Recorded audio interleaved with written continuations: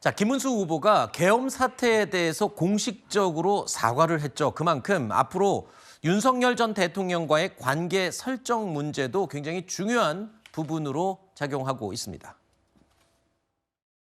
계엄을 한 부분에 대해서 지금 국민들이 굉장히 어려워하고 계십니다. 계엄으로 인한 고통을 겪고 있는 국민들께 죄송스럽게 생각합니다.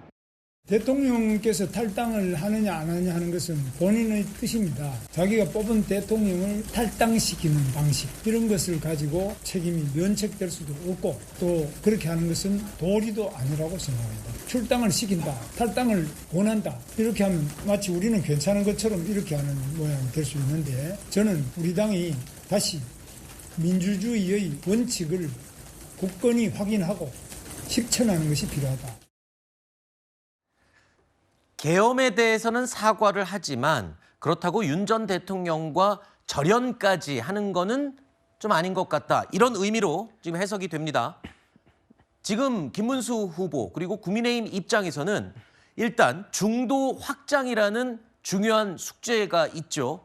여기에 그렇다고 해서 중도 확장만 신경 쓰다가는 보수 집안 지키기에 또 흔들릴 수가 있습니다. 그러니까 실망한 보수 진영을 좀 달래면서 또 중도를 확장해야 하는, 자, 그 사이에서 고민이 있는, 묻어나는 멘트인 것 같습니다. 그러니까 계엄은 반대하지만 절연까지는 좀 아니다. 좀 애매한 입장을 취할 수밖에 없는 것 같아요.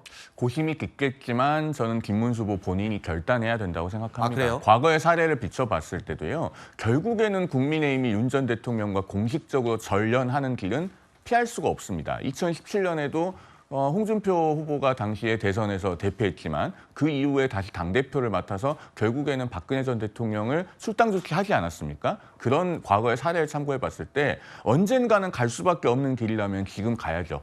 조금 고통스럽더라도 그 길을 가고 국민들께 다시 떳떳하게 선택을 구할 수 있는 그 길을 가야 됩니다. 그리고 이것은 국민들께서는 대선에서는 대통령 후보 본인을 보고 선택을 하는 것이기 때문에 김문수 후보가 다른 누구에게 미룰 수 있는 것이 아니고 오로지 김문수 후보의 결단이 있어야지만 되는 영역입니다. 다만 제가 한 가지 덧붙여서 말씀드린다면 지금 현재 윤 전 대통령의 거취에 관한 논란은 윤 전 대통령 측에서도 익히 언론 보도를 봐서 잘 알고 있을 겁니다. 저는 탄핵 직후부터 방송에서 일관되게 말씀드려왔습니다만은 윤 전 대통령께서 정말로 국민의힘에 대한 애정이 남아있다면 네. 사랑한다면 자유롭게 해달라라는 말씀을 다시 한번 드리고 싶습니다. 알겠습니다. 자, 당 내에서는 윤 전 대통령과 절연해야 한다라는 목소리가 점점 커지고 있는 상황인데요. 김용태 신임 비대위원장 지명자의 향후 행보가 관건이 될 것으로 예상됩니다. 비상계엄을 한 윤석열 전 대통령을 지금 당장 출당 전역시키는 것이 바라옵습니다. 한국을 탈퇴하지 않으면 이번 대선은 절대로 승리할 수가 없습니다. 당내 컨센서스를 좀 도출해내서 국민 상식에 맞는 판단할 수 있도록 하겠습니다. 구체적인 안에 대해서 고민을 하기보다는 폭넓게 저희가 쇄신하고 관계 설정을 어떻게 해 나갈 것이냐에 대한 고민들이 있고 비대위원장에 취임하게 되고 나서 좀 이 방안에 대해서 결정할 수 있는 부분을 국민들께 말씀드리도록 좀 준비하겠습니다. 사실 김문수 후보가 계엄에 대해서 사과한 것도 김용태 비대위원장 지명자가 먼저 물꼬를 터주면서 부담을 좀 덜 수 있었죠. 이것처럼 이번에 윤 전 대통령과의 관계 설정 문제도 김용태 지명자가 먼저 전면에 나서면서 또 김문수 후보의 부담을 덜어줄 수 있는 방법이 있지 않을까, 이런 의견들이 있고요.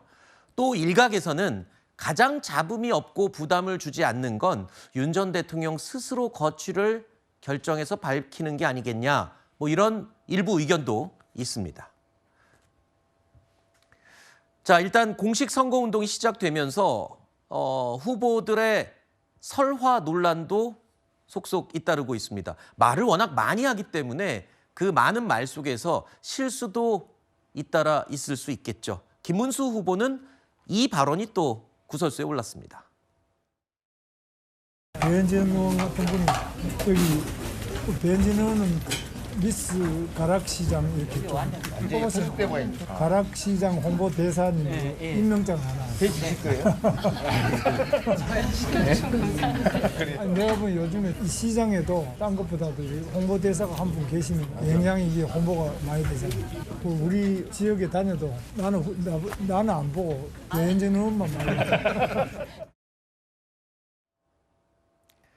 저 현장에서 분위기를 타면서 나온 발언인데 민주당이 이 발언을 가지고 봉건 시대에 살고 있는 거냐 그렇게 꼬집었습니다. 국민의힘에서는 원래 이 문맥상 뜻이 이게 뭐 어떤 인지 감수성, 성인지 감수성이나 뭐 이런 부분과는 관계 없는 내용인데 지나치게 좀 몰아치는 거 아니냐 이렇게 비판하기도 합니다만. 글쎄요. 김문수 후보기 때문에 더욱더 문제가 된다고 할 수가 있겠죠.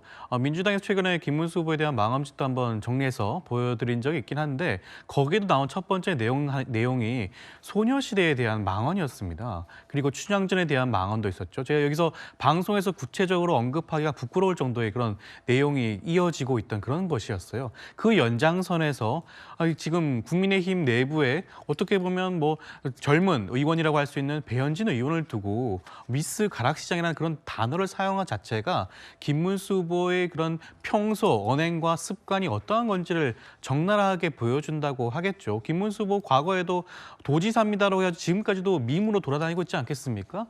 그런데도 불구하고 공식 선거운동 기간 시작한 지 불과 며칠 되지도 않았는데 망언이 하나 추가됐습니다. 이런 부분에 대해서는 아마 스스로 좀 돌아보셔야 되는 게 아닌가 하는 생각이 듭니다.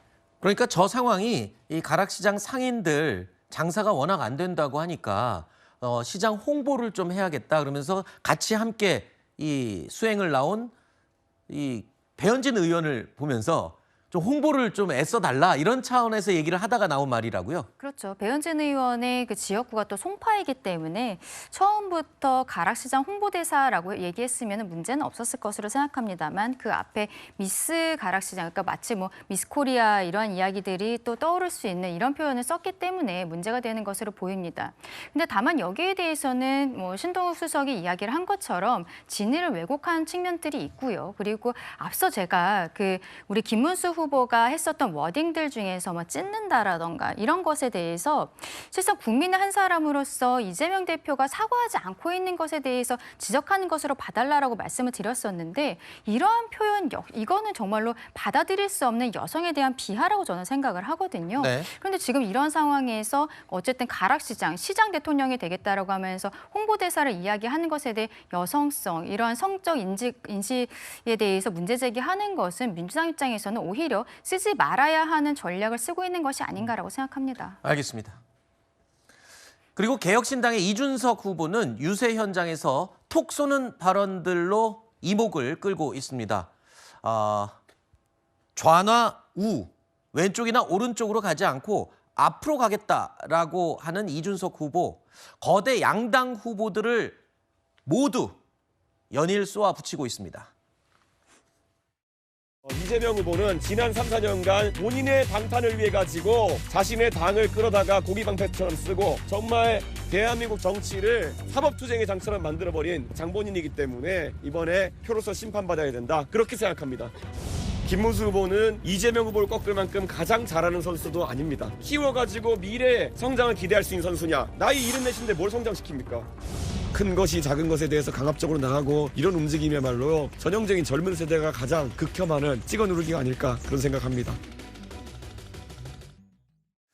자, 이재명 후보와 김문수 후보를 모두 까기식으로 지금 비판을 하고 있습니다. 본인의 존재감은 굉장히 커지고 있는 상황인데 대선 또는 총선에서 가장 하지 말아야 될 위험 발언 중에 하나가 노인 폄하 발언인데 지금 74세 나이를 언급하면서 뭘 성장시키냐라고 발언했는데 이게 논란이 되고 있습니다. 굉장히 피해야 할 발언이죠. 말씀하신 것처럼 2004년에 지금 민주당의 전신인 열린우리당의 정동영 의장이 노인 폄하 발언으로 선거 전체를 망칠 뻔한 큰 곤욕을 치르지 않았습니까? 그리고 저런 이준석 후보의 사려 깊지 못한 발언을 보면서 아직까지 대한민국의 운명을 맡기기에는 경험이 많이 부족하구나라는 부분도 동시에 느껴집니다. 자, 지금 대한민국 대통령 선거에 나온 후보들은 당선되는 순간 뭐부터 해야 됩니까? 트럼프 대통령과의 통상 협상부터 해야죠. 트럼프 대통령 몇 년생인가요? 1946년생입니다. 다음 달이면 만으로 79이에요. 그런데